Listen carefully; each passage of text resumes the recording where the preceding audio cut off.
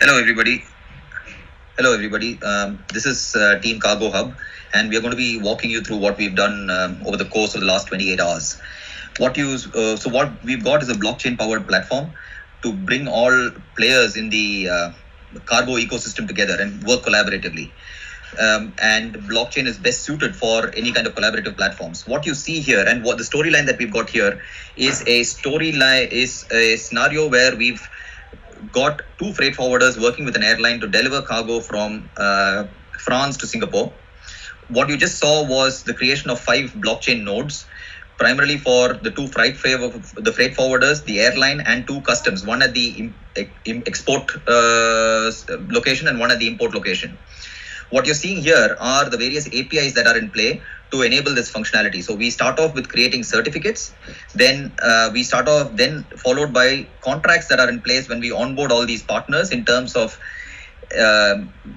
currency exchanges, in terms of the value of money each one is owed and stuff like that. Now, once you've set up your certificates and your contracts in place, then we expect the actual shipment coming in from your booking systems. So the shipment is going to give us all the details of that particular shipment.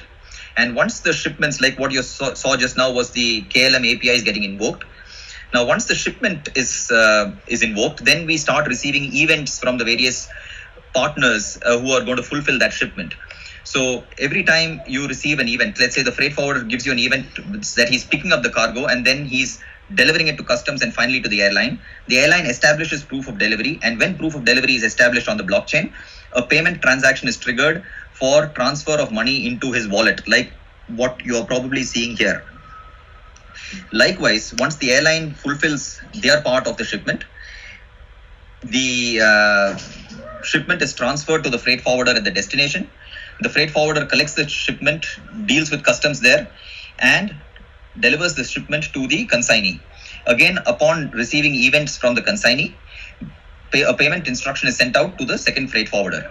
Now, what we've also done as part of this entire workflow is about automation of custom processes also. So the customs authorities are also onboarded on this blockchain. Now, the shipment details that came in had all the details of the shipment and documents that have been uploaded on a peer-to-peer file system called IPFS. Now, the documents are transferred to the customs for their approval, and once they approve it, the consignment is either good to leave the place of origin or arrive at their destination.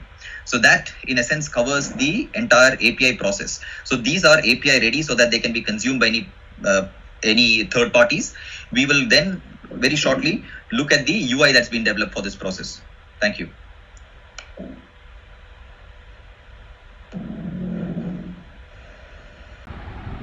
Hello, everybody. I'm going to walk you through the UI that's been developed.